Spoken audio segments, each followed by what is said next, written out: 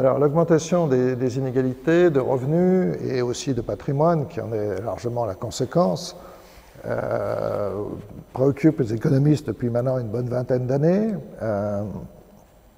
Et aujourd'hui, on a atteint un très étrange consensus qui est que de l'OCDE, le FMI, Madame Lagarde, aux candidats républicains et démocrates à la présidence des États-Unis en passant par le président chinois, tout le monde estime que les inégalités ont trop augmenté et qu'il faut les réduire parce que désormais elles entravent la croissance. Bon.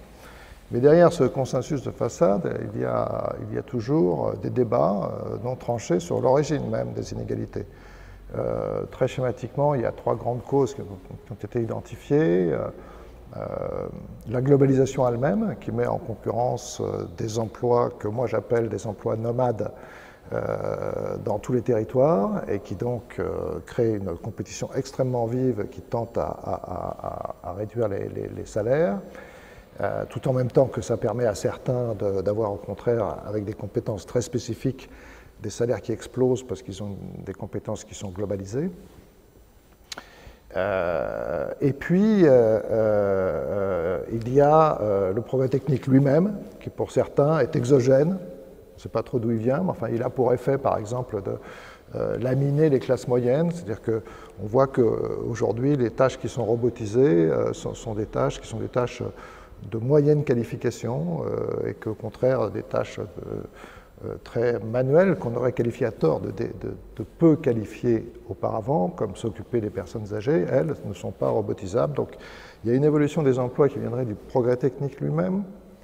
Et enfin, il y a la finance qui rajouterait une espèce d'instabilité générale qui aggraverait les mouvements précédents. Voilà.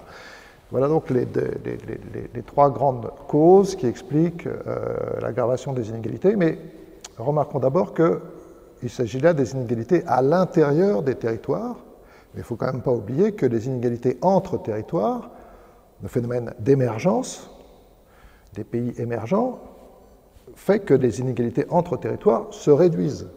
Bon, donc en fait, la dynamique des inégalités engendrée en particulier par la localisation et la globalisation des firmes, y compris des firmes financières, cette évolution des inégalités est double. Il y a réduction des inégalités entre territoires, mais il y a aggravation des inégalités à l'intérieur des territoires, un peu partout. Les modèles classiques du commerce international ne permettent pas d'interpréter ça. C'est pourquoi on s'oriente vers de nouveaux cadres analytiques, en particulier distinguer les emplois nomades qui sont soumis à la compétition internationale et puis l'économie sédentaire qui n'est en compétition qu'avec elle-même à l'intérieur d'un territoire, avec des rapports singuliers et intéressants entre nomades et sédentaires. Plus les nomades sont nombreux et riches, mieux c'est pour les sédentaires, mais plus les sédentaires sont pauvres, plus ils achètent des moyens de production et des biens à bon marché, et plus ils sont compétitifs par rapport aux autres nomades, etc. Bon. Il y a donc maintenant une nécessité d'aborder les questions d'inégalité avec de nouveaux cadres conceptuels.